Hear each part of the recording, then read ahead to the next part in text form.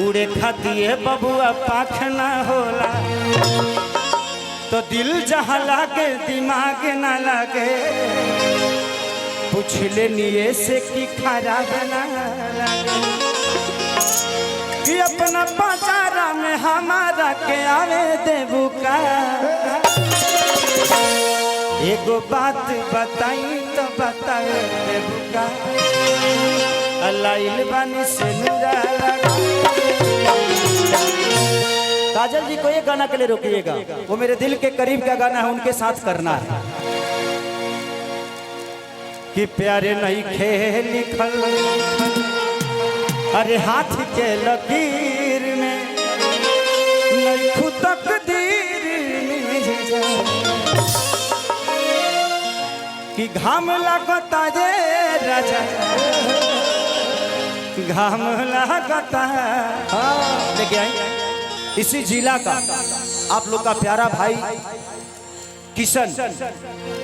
किशन जी का ये लिखा हुआ गाना आप लोगों ने मेरा सुना होगा।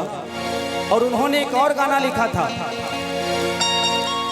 हमारे सनी बाबा के भाई हैं वो, जो सनी बाबा आप सबके जिला के कलाकार हैं, उन्हीं के भाई हैं किशन जी। उन्होंने गाना मेरे लिए एक लिखा था, अरे कि चाहे पिया जवानी हमर जराई रे गइलाना। कितने लोगों ने गाना सुना, एक बार हाथ उठाइए तो। बाप तारा लोग है सुनबो, भजन ना सुनबो। यूट्यूब वाला भाई लोग कहता कि ना खाली अश्लीलता होता, तो भजन में मनोरंजन ना होला। I am Khesari Lal Yadav, I am not Dhirendra Shastri. हम धीरेन्द्र शास्त्री बाबा तो नहीं है, बागेश्वर धाम तो है नहीं कि मंच पे आके हम प्रवचन करेंगे, उनका जौन अलग है। 3 तारीख को खेसारी लाल यादव वहां भी जा रहा है, हमारा कार्यक्रम 3 तारीख के बाबा के धाम पर, तो आप लोग भी आइएगा। टिकट हम करा देंगे, चाहे टिकट तू अपने से करा लिया, मोदी पैसा दे दे। हाँ मार के चला देना, कितना लोग हम ना तू अपना से टिकट करा के चले, ये पैसा हम दे दे, ठीक बा। नाहियो देव तो कोनो कार्यक्रम में तर लोग के नाम धो दे तो पुरस्कार में हो जाएगी। कि चढ़ल जवानी जोर भइल बा, ए राजा देह कमजोर भइल बा,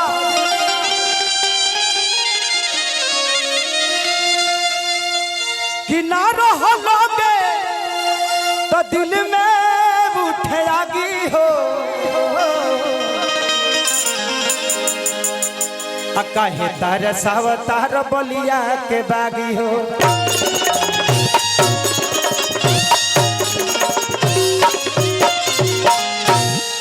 कोहरा साउंड कहाँ के हो? डिहरी। अरे अच्छा, कोहरा साउंड बहुत प्यारा साउंड है। अगर कोई भी कार्यक्रम हो तो आप लोग इनको जरूर बुलाइए। ये पैसा वैसा नहीं लेते हैं, खाली तेल खर्चा पे आते हैं, है ना।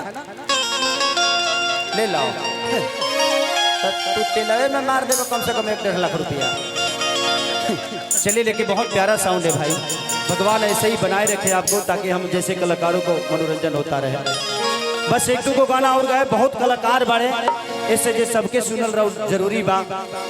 शिल्पी राज हमार बहन, विजय चौहान, अंकुश राजा, अक्षरा जी भी आई हुई हैं, तो बहुत सारे कलाकार हैं, सपना चौहान, तो सबको प्यार और आशीर्वाद दे के जाइएगा। अरे कि चाहे पिया जवानी हमारी चराही रे गइलाना, पगले पर हल्ला तो करो,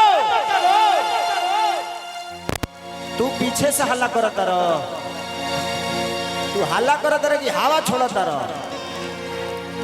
1 नंबर गिरबा तो देख लिया, नीचे कोनो चोख चीज नहीं खानो ना तो तोहरो मजा मिले लगी। आदमी बन जीवो।